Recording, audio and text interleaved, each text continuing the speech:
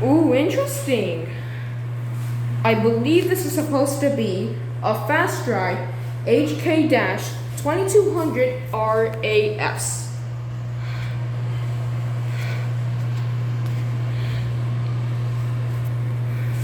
There's no label on it, so I think it kind of looks like a ripoff of something.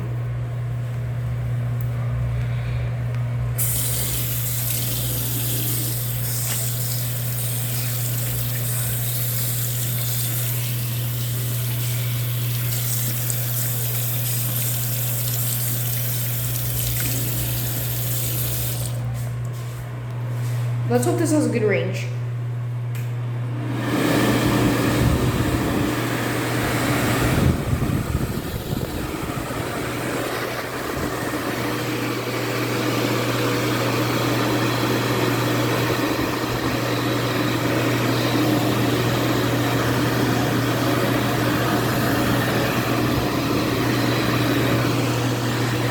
Let's ignore these paper cowards.